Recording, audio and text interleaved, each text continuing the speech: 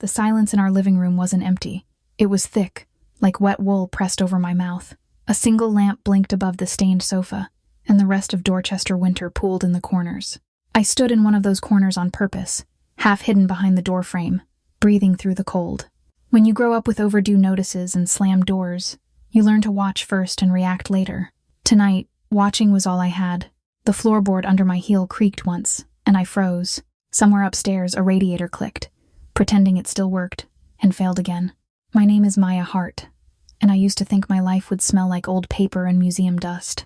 I studied art history because paintings never lied about what they were. You could read their age in the cracks, their story in the layers. Real life was messier.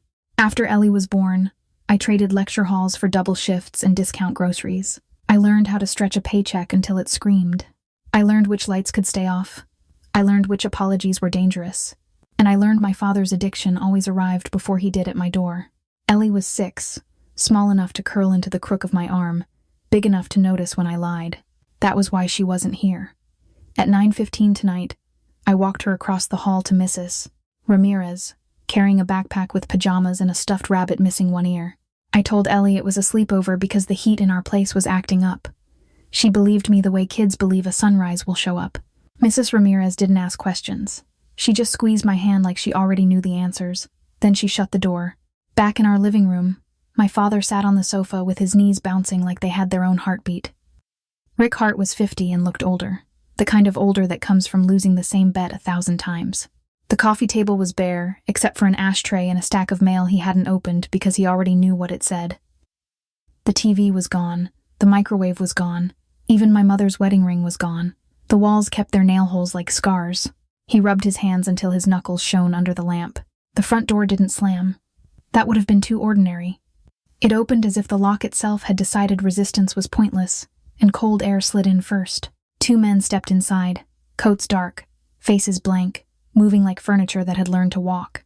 Then Dominic Caruso followed, and the room changed temperature without the thermostat doing a thing. He wore a charcoal suit that looked tailored for courtrooms and boardrooms, not my peeling apartment. He didn't scan the room like a thief. He looked like the owner checking on property. His gaze landed on my father, and stayed. I had seen loud men before. Dominic wasn't loud. He carried silence the way other men carried weapons, and it made my skin prickle. My father tried to stand, failed, sat again, wiping his forehead with a sleeve already stained. I didn't need to hear numbers to know this wasn't about a late rent check. This was the kind of debt that comes with deadlines and consequences. Dominic settled into my father's armchair like it had been waiting for him. His hands were clean, his nails neat. Control had fingerprints.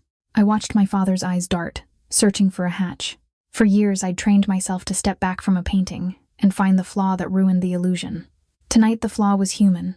Sweating on our sofa, my father kept begging in circles, and I kept cataloging details the way I always did when I was scared.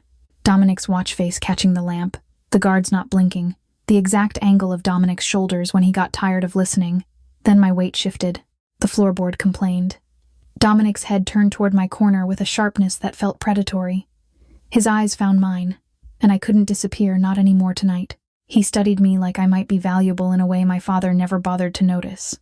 Not lust, not pity, appraisal. My sweater hung too loose. My sneakers were worn, and still Dominic measured me with the same calm he'd used on the debt. My father followed his gaze and remembered I existed. I felt the shift in him before he moved, the ugly hope lighting behind his eyes. I had a duffel bag upstairs with $200 folded into my shoe, a plan to run if violence erupted. But the violence was turning into negotiation and I felt sick. My father's hands stopped rubbing. His eyes fixed on me with a focus that made my stomach drop. In that look I saw every pawn ticket, every emptied drawer, every promise he'd broken for another spin of the wheel.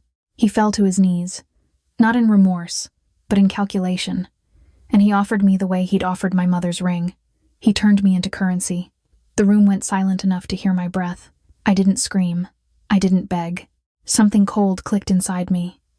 Dominic's gaze didn't waver. I realized I'd been priced, and the car was coming. The front door shut behind me with a soft, final click, and the night air hit my cheeks like a slap.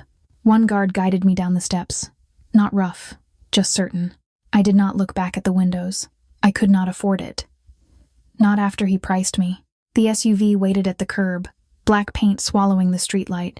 When the rear door opened, warm air rolled out, smelling of clean leather and something expensive I could not name. I climbed in with my duffel on my lap. The door closed like a vault and the lock engaged. Dominic slid in beside me without hurrying. Coat neat, expression unreadable. The car pulled away before my lungs fully adjusted to warmth. Through tinted glass, my block blurred into dark shapes and sodium lights. I watched the corner store, the bus stop, the place Ellie learned to wave goodbye there. My hands shook under the fabric of my sweater, and I hated that they shook. The cold in my bones came from more than February. It came from my father kneeling like a beggar and pointing at me like furniture. I pressed my palms together until the tremor slowed again. Dominic did not lecture. He laid out the situation the way accountants lay out numbers, clean and unforgiving. I was collateral for 5 years. I would live under his roof. I would not leave alone. I would not contact anyone from my old life. Disappearing was part of the deal. The strange thing was what he did not demand. No scrubbing floors, no serving drinks, no pretending I enjoyed being ordered around. He made it clear he had no interest in forced labor or unwilling intimacy. My role was presence, polish, loyalty, and controlled access, like a signature on paperwork. But every clause in my head had one footnote: Ellie. I could handle a cage if my child stayed outside it. I forced myself to ask calmly, what happened if anyone tried to reach her through me? I asked for one proof tonight that she was safe at Mrs. Ramirez's. Dominic's eyes flicked to me, not annoyed, just weighing the request. He gave a small signal to the man in the front seat. A phone came out, a call was placed, and later a nod came back.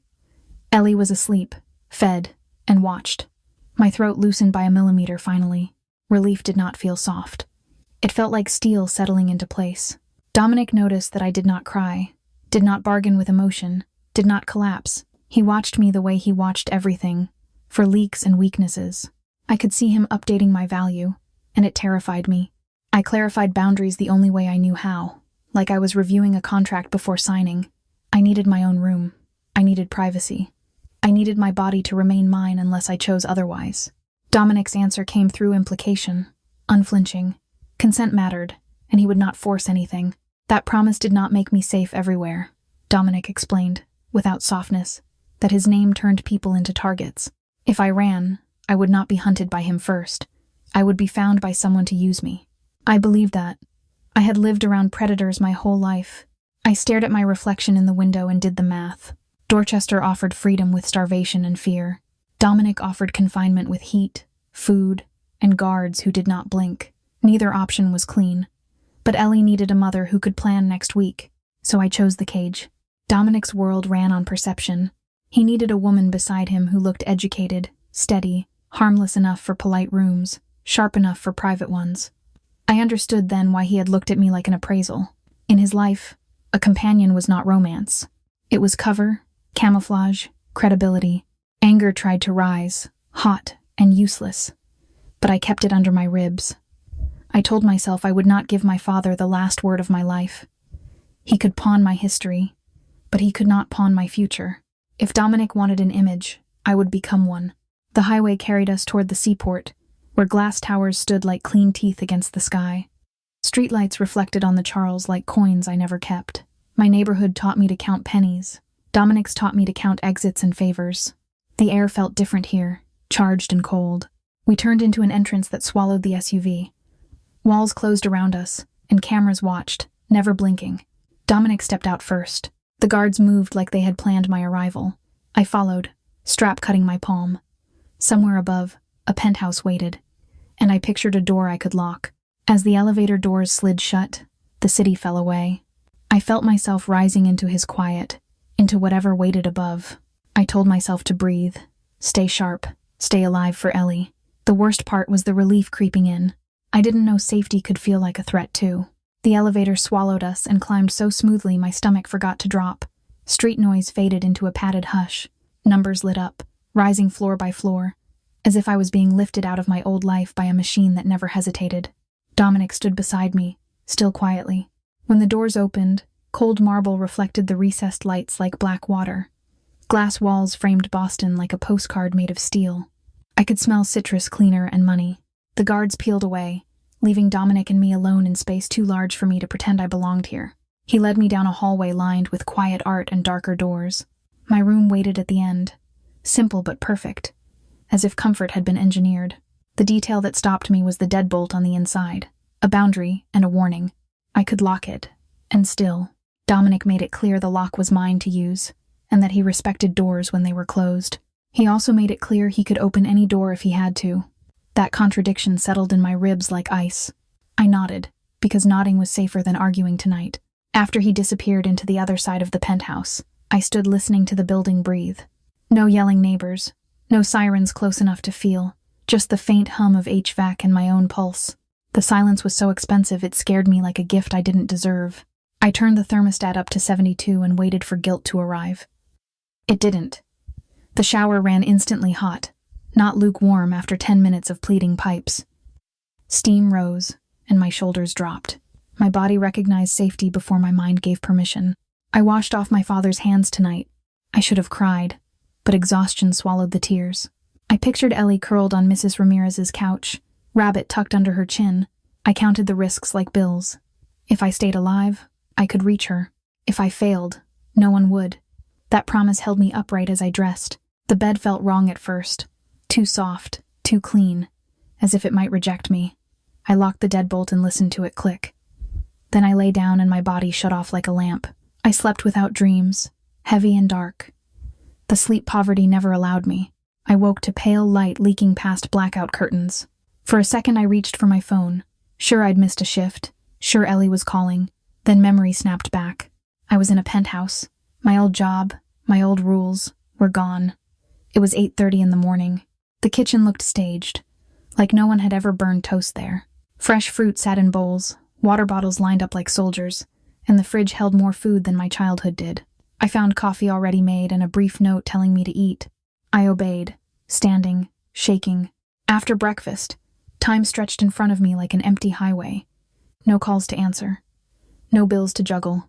I drifted through the living room, past modern furniture that looked uncomfortable, past shelves of business books, and windows that made people below look tiny. Silence felt predatory, not peaceful. Dominic's office sat at the end of the hall behind double doors. He had implied it wasn't locked, and that I should use manners if I entered. Curiosity itched anyway. I needed to know what kind of man collected silence and called it order. I turned the handle and entered. The office smelled of leather and old paper, with a faint trace of smoke that felt deliberate.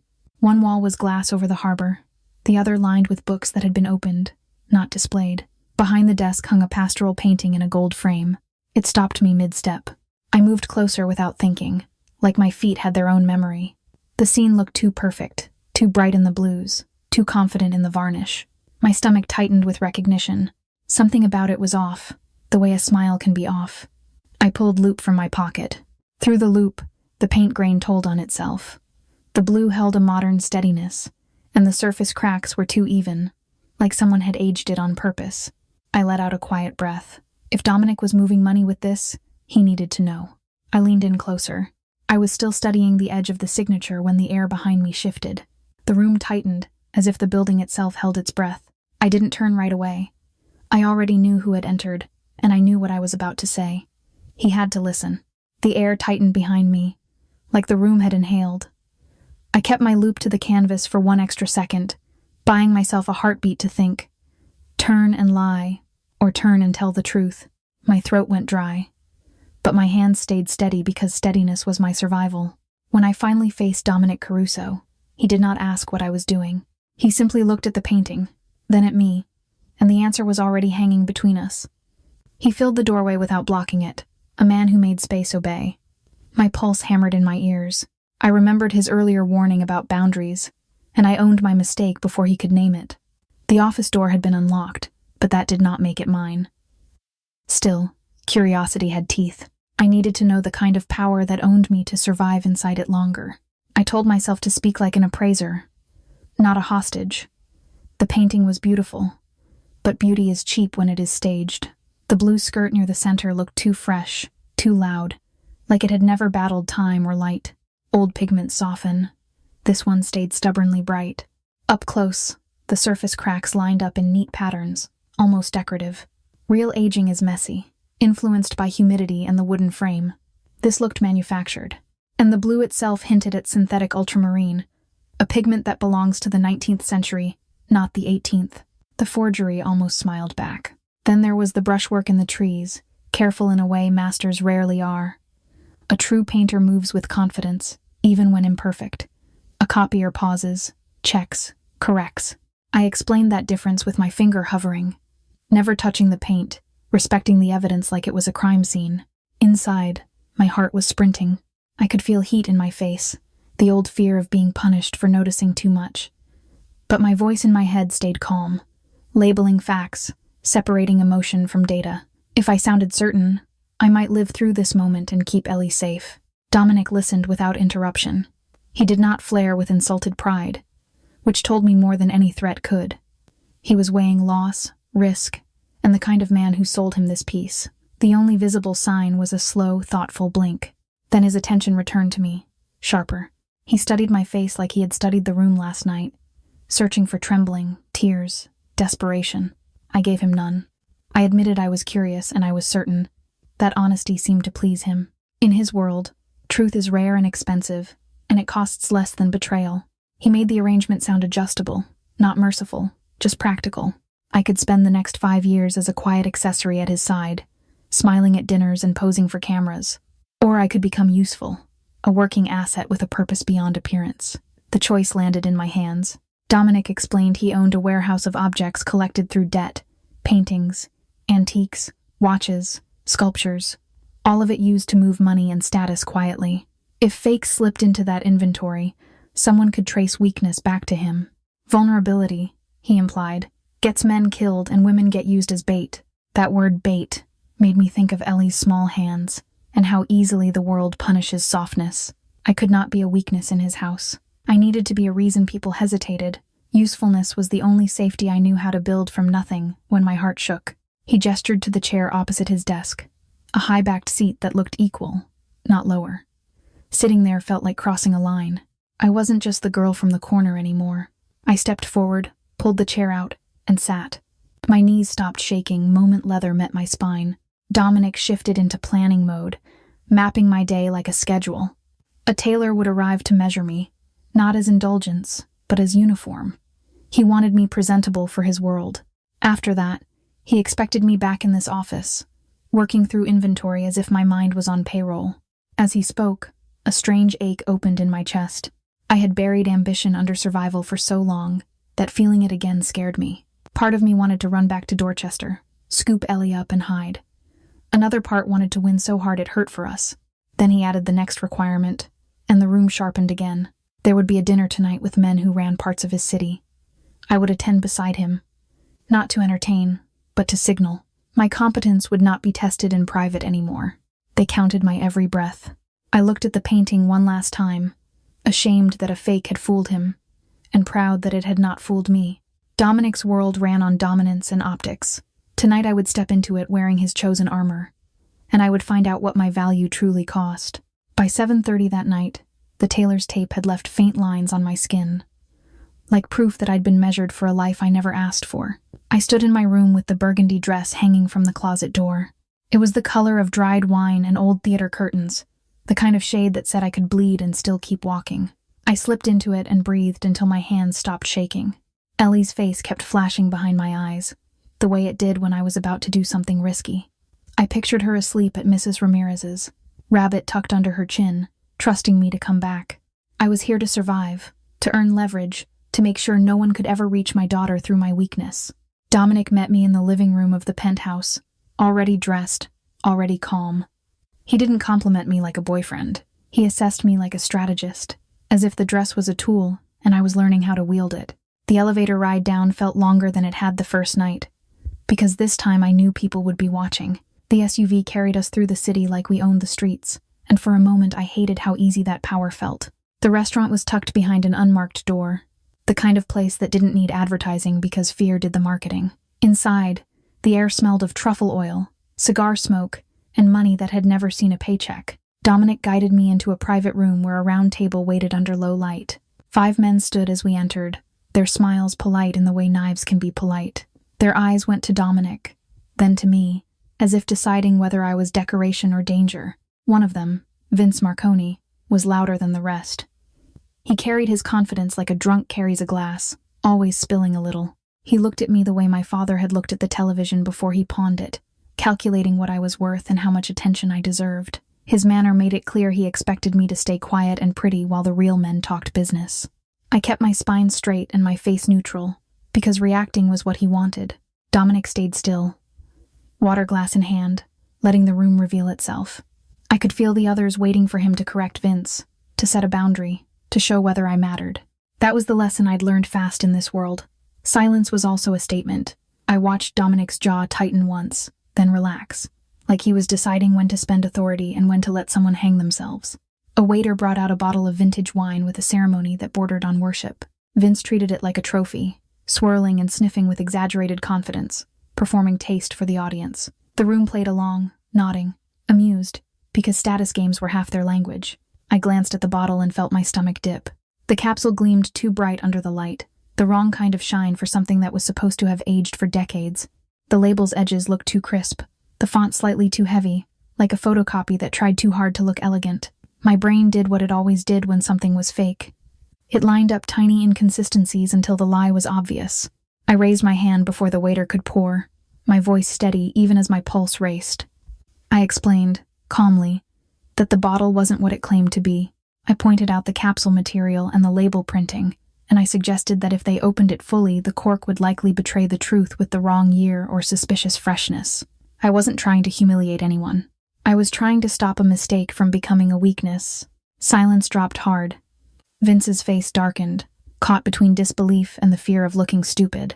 The waiter went pale, suddenly aware he might be part of a scam.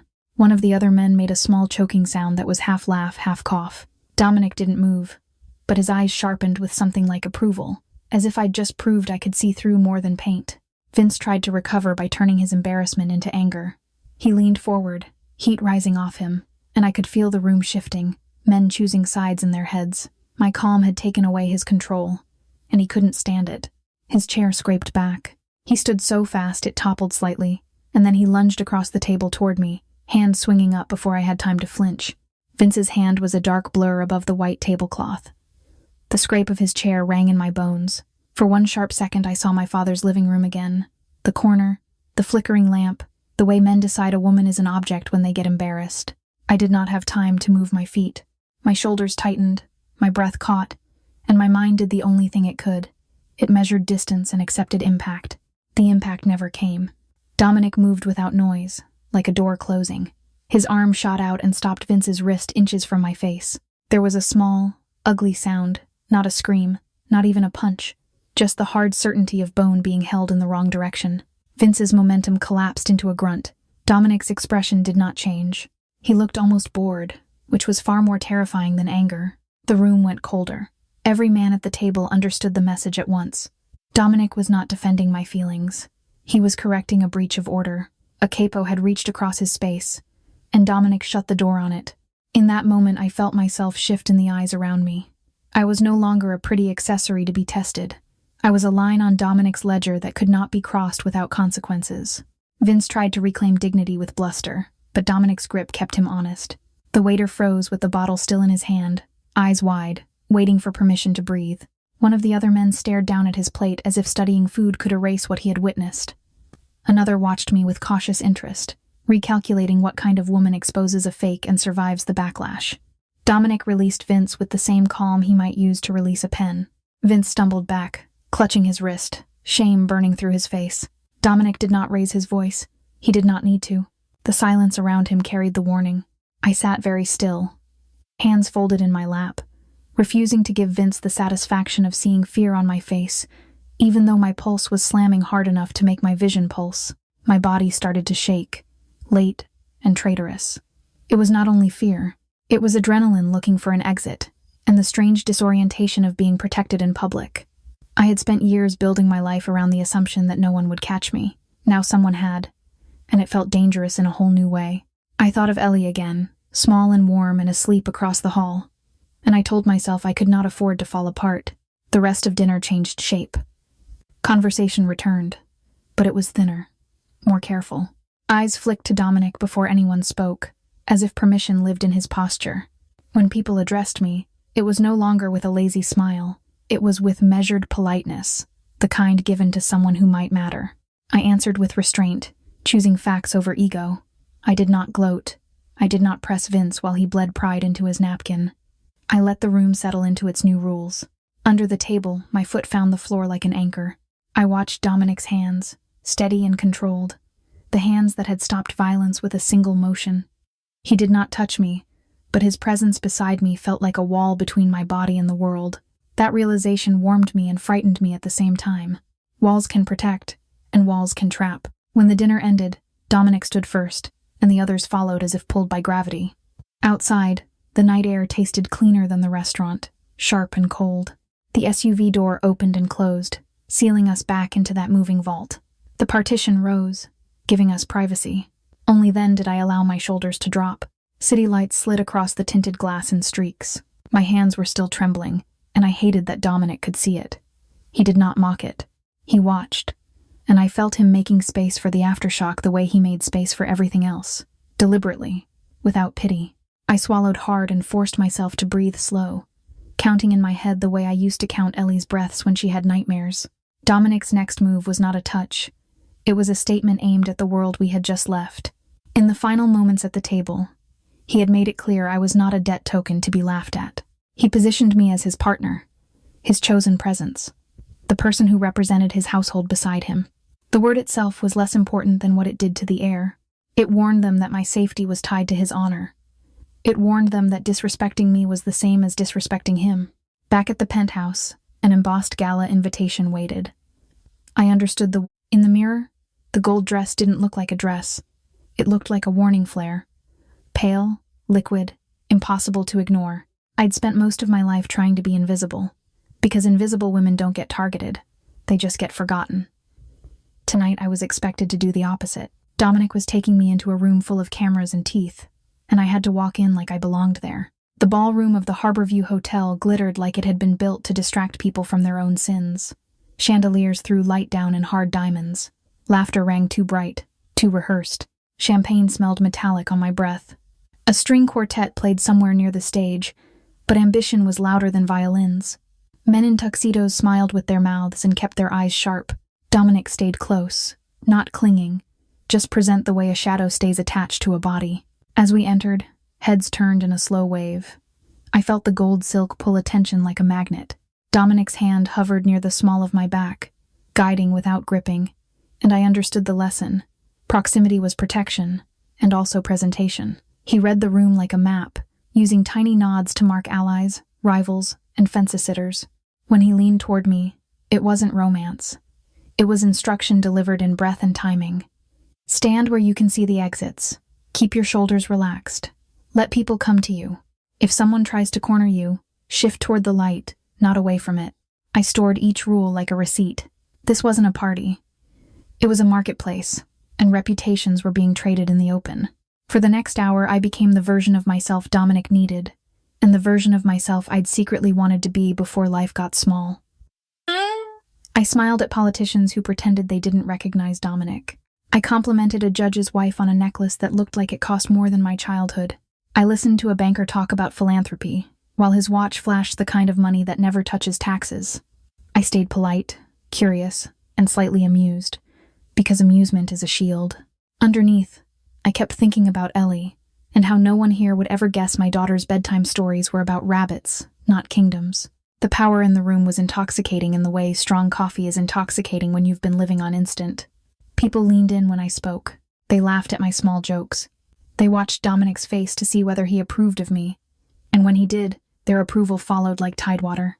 That frightened me. I didn't want to be loved by a room of predators. I wanted to be taken seriously, and there is a difference. Around 10 minutes past 9, Dominic slipped away to speak privately with a gray-haired man near the terrace doors. He gave me a look that meant stay in the circle. Don't wander. Don't let anyone write a story about you. I nodded, then went to the bar for water. My throat felt tight from smiling. My fingers needed something to hold that wasn't fear. That was when Fiona O'Brien appeared beside me, dressed in deep green velvet that looked expensive and suffocating. Her diamonds sat on her throat like a collar. She wore a pleasant expression that didn't reach her eyes, the kind of smile women use when they want to cut without leaving a mark. She angled her body to block my path, and I felt the first true chill of the night. She wasn't here to donate. She was here to test the new girl on Dominic's arm. She spoke sweetly, but her meaning was obvious. I was a receipt in heels, a purchased accessory playing dress-up in borrowed light. She wanted me to snap, to prove I was only temper and pretty fabric. I kept my face calm and let my silence do the work. Then she shifted, leaning closer as if sharing gossip, and I felt the trap open under my feet. She said my father sent his regards. She implied he'd crawled back to the tables, that he owed her people now, and that he was paying with information about Dominic's operations. She said it like a joke, but it landed like a threat. The ballroom noise dulled, as if someone had turned the world down. I tasted metal again, not champagne this time, but panic. If Fiona whispered this to the right ears, the lie would become truth before I could breathe. In Dominic's world, perceived betrayal is still betrayal. I stared at her smile and understood this wasn't cruelty, it was strategy. I had minutes to choose. Hide, run, or find Dominic first before fear wrote my ending tonight. Fiona's smile stayed in place as she drifted away, and the ballroom noise rushed back like water in my ears. I stood at the bar holding a glass of water I could not taste. My blood felt cold, because accusation travels faster than truth here if you let it breathe. Old Maya would have swallowed it, smiled harder, and tried to fix the problem alone, quietly, the way I fixed broken heaters and overdue bills. But in Dominic's world, silence looks like consent. If I hid this, I would be writing my own guilty verdict before anyone else picked up. I forced my feet to move. Cameras flashed near the stage. Donors laughed, and I cut through them as if the floor belonged to me. Every step felt like stepping onto thin ice, but I kept my chin level. I would rather be seen panicking than seen sneaking behind him. Dominic was mid-conversation with the gray-haired senator type, but his eyes found me instantly. I leaned close and gave him the whole truth in one breath. Fiona O'Brien was spreading a story that Rick Hart had debts, was gambling again, and was selling Dominic's roots through me tonight. He did not interrogate me under chandeliers. He read my face, measured my steadiness, and made a choice. The conversation ended without drama, like a switch thrown. His shoulders angled toward the exit, and I felt the room lose us before it noticed guards appeared and the music kept playing. We moved fast, not running, just decisive. Dominic's men opened paths through tuxedos and gowns, their hands never touching anyone, yet everyone stepping aside. I caught Fiona's gaze across the room. Her smile faltered when she realized I had not folded. I had escalated and now she could not control. Outside, the night air bit through my thin wrap, and the hotel's bright windows looked like an aquarium behind us. The SUV waited at the curb, engine idling. Door already open. I slid in, gold fabric pooling around my knees, and the door shut with a heavy thud sealing everything. The partition rose, and the world reduced to leather, dim light, and my own breathing. My hands started trembling again. Small betrayed shivers. I hated that my father's mess could still reach me. I had tried to cut him off, but his shadow kept following, like debt into this car. Dominic asked for clarity, not proof, and that was how I knew he believed me. He understood enemies weaponize family because family is soft tissue. Fiona did not need facts, she needed doubt. Dominic's attention sharpened, focused outward, and I felt protected by his certainty like a door locking properly. His anger was cold and directional, the kind that makes plans, not scenes.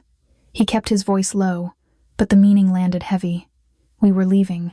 Now. I watched the streetlights streak across his cheekbones and realized he was already mapping exits, names, and consequences in his head for us. Then the stakes turned personal. If Rick was selling lies that endangered Dominic's household, Dominic would remove the threat permanently. The way men like him close loose ends. I understood what that meant without anyone spelling it out. My stomach twisted, but my voice stayed steady in my mind anyway. I saw Rick on his knees again, bargaining with my life like it was loose change. A father does not do that and stay a father. I made myself say that I had not spoken to him since the night Dominic took me. I chose the person who protects me. Dominic nodded once, and the decision hardened into action. He instructed his team through the front intercom, shifting routes, canceling a midnight transfer, and tightening security around the penthouse.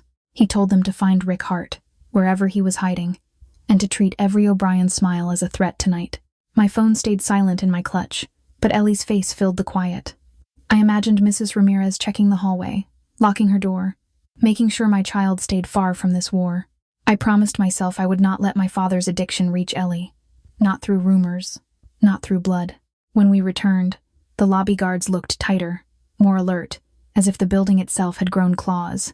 Dominic's men moved through hallways with earpieces and clipped steps. The penthouse felt less like a home and more like a command post. I could almost hear the city shifting around us.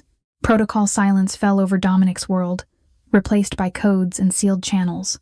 That hush was meant to keep us safe, but it also meant I could not reach him if something changed. I told myself to stay put, to trust his plan. Yet an itch returned, to fix it alone. I lay awake listening to the penthouse hush, knowing Fiona's whisper had done its job. The gala had not been the attack. It was the warning shot. Somewhere, my father was moving pieces for his own skin, and I could feel the next message coming like thunder beyond the glass. Protocol silence turned the penthouse into a snow globe. Everything looked perfect from the outside, sealed and cut off from the streets below. Inside, I paced the marble hallway in bare feet, listening to the soft hum of vents and the distant city sirens that couldn't reach me. Fiona's smile replayed like a glitch. My father's name tasted like rust. Dominic had gone into meetings with his men, and even the guards outside my door felt quieter, as if sound itself could be tracked. I should have been grateful for the bunker. Instead, my body kept scanning for danger, the way it did in Dorchester when the heat died and the phone rang after midnight. Ellie's face kept surfacing in my head, small and trusting. If Dominic's world collapsed, mine would collapse with it, and Ellie would be the price. That thought made stillness impossible. In the bottom drawer of my nightstand, taped under the wood, was the one secret I hadn't told Dominic about, an old cracked burner phone from my previous life. I kept it the way other people keep a lucky coin, not for comfort but for emergencies. My thumb hovered over the power button, and paranoia won. The screen flickered on at 23:40, 11:40 at night, and my stomach tightened before it even finished loading. A message came in from Rick. It read like a plea, but it carried the smell of a setup. He claimed Dominic was heading into an ambush. He named Pier 9, an abandoned warehouse on the waterfront, and hinted the driver could be compromised. He begged me to warn Dominic before it was too late. My first instinct was to throw the phone across the room. My second instinct was to do what I always did with fakes: inspect the motive. Rick was a liar, but he was also a coward. Cowards don't gamble on outcomes they can't survive. If Dominic died, the city would erupt, and the O'Brien crew would hunt loose ends. Rick would become a loose end. If Dominic lived, Rick might still wriggle away by offering information, real or invented. The message could be true, or it could be bait, but either way it was designed to move me. I tried to reach Dominic through the secure house line, then through the penthouse intercom. Nothing. Protocol silence meant the channels were dead by design. I pictured Dominic in a moving car, unaware, and my chest tightened. Ellie needed me alive, and I needed Dominic alive for that. I hated that dependence, but hate didn't change reality. So I made a decision that felt reckless and familiar. I grabbed a sheet of Dominic's heavy stationery and wrote a note for the head of security, using the same crisp tone Dominic used when he gave orders. I implied I was going to verify intel at a secondary point and told them not to follow unless an emergency code was triggered. It was a bluff, but it sounded official enough to buy minutes. I took the service elevator down, entering the code I'd watched Dominic use days ago. The doors opened into a corridor that bypassed the lobby. Outside, the air was wet and sharp. I walked 3 blocks before I flagged a cab, keeping my head down, avoiding the black Caruso vehicles parked near the building because they were tracked. The driver asked where, and I said the shipyards, near Pier 9. Boston at that hour looked hollowed out. Neon reflected on puddles. Containers stacked by the water made dark shapes against a buzzing floodlight. Salt and diesel hung in the air. I paid in cash and waited until the cab disappeared. Then I moved along the fence line, using shadow the way I used to use it as a teenager walking home too late. The burner phone buzzed again with short directions, and I followed them without answering. The warehouse door was ajar. Inside, the space swallowed sound. My boots scuffed concrete, and I slowed, counting breaths. Up a metal stairwell. A small office glowed with light. I pushed the door open and found Rick sitting comfortably, chewing, not tied up, not terrified. His surprise lasted half a second before pride replaced it. He made it clear there had never been an ambush here. He had lured me out of Dominic's fortress because the O'Briens wanted me, not Dominic. He admitted he'd traded me for $5,000 and a bus ticket out of the state. My vision narrowed. Rage came so clean it felt calm. I stepped back, but the stairwell behind me creaked. A shadow filled the doorway, heavy and patient. Footsteps climbed, slow, confident.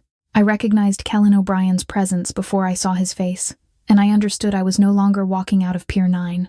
Hands grabbed me before I could step back. Plastic bit into my wrists, tight and fast, and the burner phone slid from my palm onto the office floor.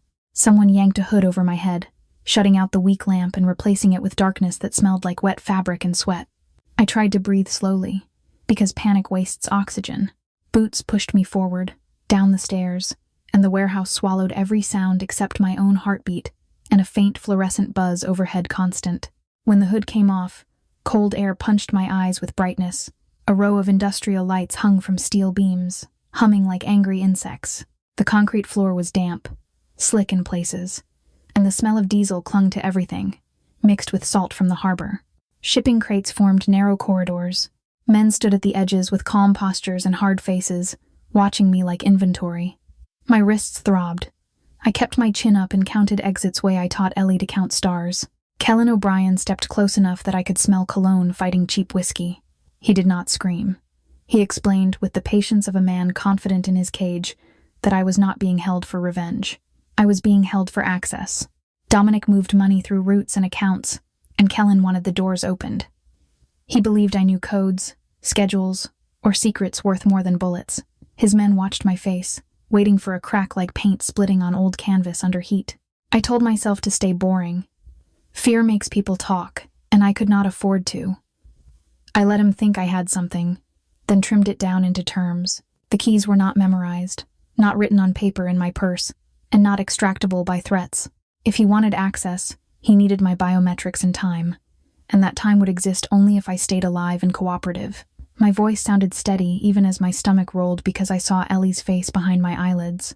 Rick hovered near a crate, trying to look small, like shrinking could erase what he had done. I did not waste breath on him.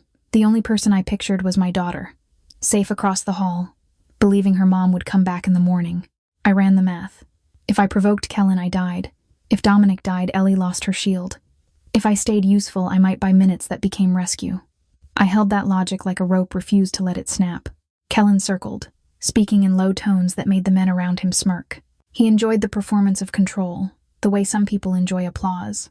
I answered only with what kept me alive, offering cooperation shaped like delay. Somewhere outside, a truck passed and the whole building vibrated. The fluorescent lights buzzed on, indifferent. I watched Kellen's hands, then the rafters, then the doors, listening for the one sound that meant Dominic had found me instead. I heard footsteps that did not rush, only arrived. The loading door opened, and a slice of night air cut across the floor. Dominic Caruso walked in alone, hands visible, pace unhurried. He did not look for permission. He looked for me. When his eyes found mine, my lungs finally released. The room adjusted around him. Guards shifting weight. Kellen's men lifting chins as if challenged by the calm. Dominic's expression stayed flat, almost polite, like he was stepping into a meeting, not a trap, and that calm told me he had counted everything. Kellen tried to fill the silence with bravado, spreading his arms as if the warehouse belonged to him. Dominic did not react.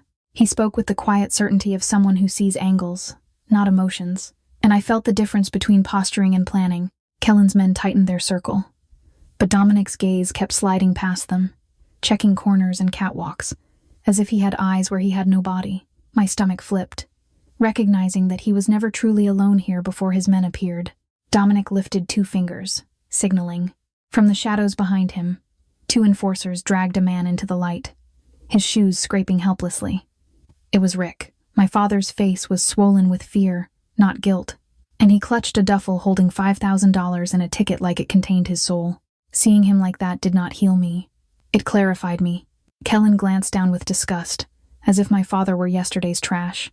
Dominic's calm did not break, and I realized Rick had never been safe. Kellen's smile thinned. He moved closer to me, using my bound body as a shield without hiding the intention. Metal clicked as weapons rose around the circle, and the warehouse felt small for air. Dominic's eyes stayed on Kellen, not on the guns, as if he had solved this before it started. I tried to keep my breathing quiet, because Ellie needed me alive long enough to be found. Kellen pressed the moment to the edge, and I felt time stretch, waiting for the spark. Time snapped. Kellen tightened his grip on my shoulder, and the ring of men around us moved at once, boots scraping concrete. Dominic did not shout. He shifted his stance, and his people answered like a rehearsed storm. A chair toppled, Glass shattered somewhere, and the warehouse filled with echoes. I ducked as bodies rushed past, my wrists still biting in plastic. I tasted diesel and fear. The air felt thin, like it had been drained of mercy. I kept my eyes on exits, shadows, and the man who had walked in as if he owned the math already tonight.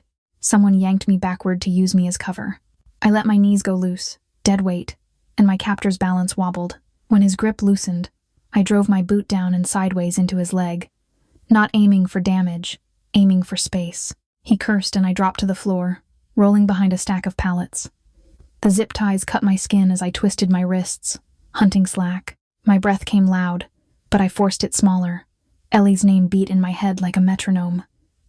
Stay alive. Stay useful. Stay unseen until the next opening appears again.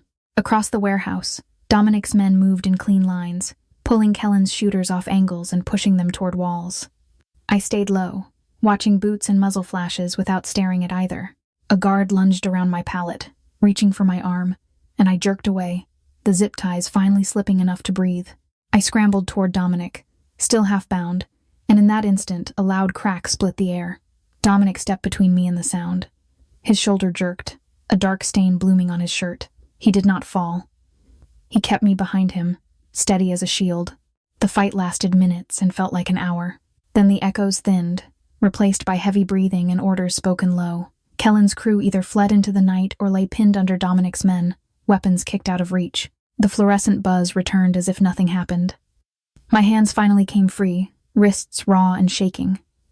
Dominic turned to me first, eyes scanning my face and collarbones for injury. His attention was so focused it bordered on tenderness, even while his shoulder bled through the fabric. I wanted to touch him, but I held still, listening for movement in shadows. After Dominic's men secured the doors, I noticed my father again. Rick crouched behind a crate, clutching the duffel like a life raft. He had watched the chaos without lifting a finger, the same way he watched me carry our life for years. Dominic dragged him into the light by his collar. Not loud, just final. Rick's lips poured excuses, promises, and panic. Dominic's stare stripped them bare. He made it clear Rick had used my loyalty as bait and sold me for $5,000 and a ticket out. My father looked at me, begging with his eyes. I felt nothing. Dominic waited for my verdict. I knew he could end Rick if I asked, but I refused to make blood my closure. I stepped closer and chose exile. I wanted Rick removed from my world, permanently. No more Boston. No more casinos. No more calls that reached Ellie. I asked Dominic to send him to an Alaska fishing town where winter bites and work never stops. A place without neon or easy bets. One-way travel, supervised, and a rule that mattered. If he returned or tried to contact me, Dominic would finish what luck never did. Rick exhaled, misunderstanding everything. When Dominic's men dragged Rick away, the warehouse seemed to exhale. I expected grief. But what I felt was space, like a chain snapped clean. The quiet was not joy. It was relief without celebration. I turned to Dominic and saw sweat on his temple, his shoulder held stiff. He tried to dismiss it, but his posture betrayed pain. My hands moved before thought. I checked his sleeve, pressed cloth to the spot, and held steady pressure. Ellie's face flashed in my mind, reminding me why I needed him standing. Dominic watched me, silent. Finally, I felt chosen, not owned. Outside, Dominic's SUV idled near the dock, headlights cutting mist. His men cleared a path while I slid under his good arm and took his weight. He was heavy and stubborn, still trying to lead. We crossed the lot with harbor wind knifing through my dress, and I kept pressure on his shoulder. In the back seat, I found the medical kit. Gauze, tape, antiseptic. I worked with the same focus I used on damaged canvases, because panic fixes nothing. Dominic's breathing steadied. The warehouse lights faded behind us. Ahead waited the penthouse, Ellie, and the first morning after war. By the time the SUV rolled into the garage, the penthouse no longer felt like a fortress. It felt like a lamp left on for me. I guided Dominic onto the couch, peeled off wet fabric, and kept my voice calm while my hands shook from the cold and noise. In the bathroom, I found the kit, gauze, tape, antiseptic. I cleaned what I could, pressed bandages, and watched his breathing settle. The strange part was how natural it felt to take charge. I had been collateral, yet tonight I held the king upright until everything stopped roaring in me. Near dawn, a guard confirmed Ellie was safe with Mrs. Ramirez, still asleep, still untouched by this violence.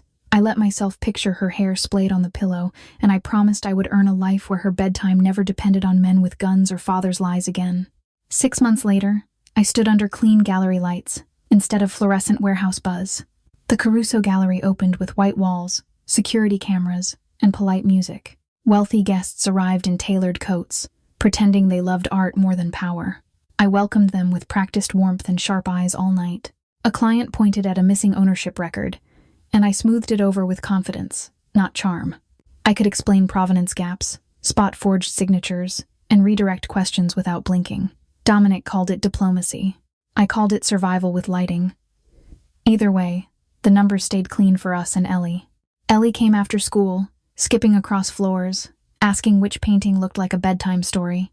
Mrs. Ramirez brought homemade soup and scolded me gently for working too late.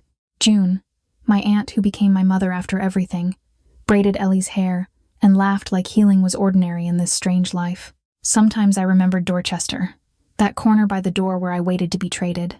The memory felt distant, like a photograph left in the sun. I wasn't invisible now. I was visible on purpose, because visibility meant protection, and because Ellie deserved a mother who stood upright at last. Rick became a ghost the way Dominic promised. A report arrived once, then nothing. Somewhere in Alaska, he worked cold shifts and learned the taste of consequence. I didn't celebrate it. I simply noticed the silence where his chaos used to live, and I let that silence stay inside me. One evening, Dominic brought out the original agreement, the paper that once felt like handcuffs. He reminded me the deal was 5 years, then paused, eyes steady. The ledger was already balanced, he implied. My work had paid the debt many times over, and the exit was real for me. He offered a clean identity and $5 million, enough to build a quiet life anywhere.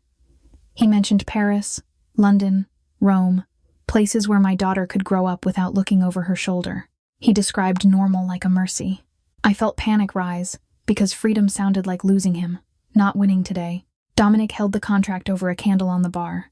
The corner caught, curled, and blackened, and the word collateral vanished first. Ash drifted into the metal tray like snow.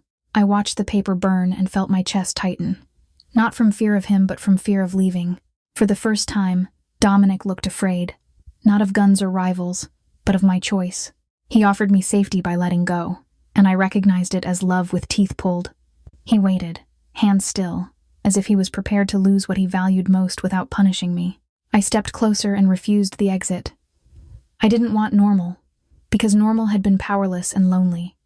I wanted partnership, choice, and shared consequences. I made it clear I stayed for Ellie too, because she deserved a home built on respect, not a bargain signed in fear ever again. Dominic accepted my terms the way he accepted truth, quietly, completely. No more collateral language, no more ownership games. Boundaries became rules we both followed. I kept my own room for nights when trauma screamed. He kept his promises, and I kept mine, and that balance felt like peace finally. The gallery kept running, the city kept watching, and we kept choosing each other in small decisions.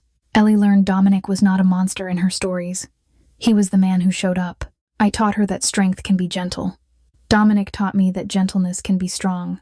Looking back, I wasn't valuable because a powerful man wanted me. I became valuable because I refused to stay breakable.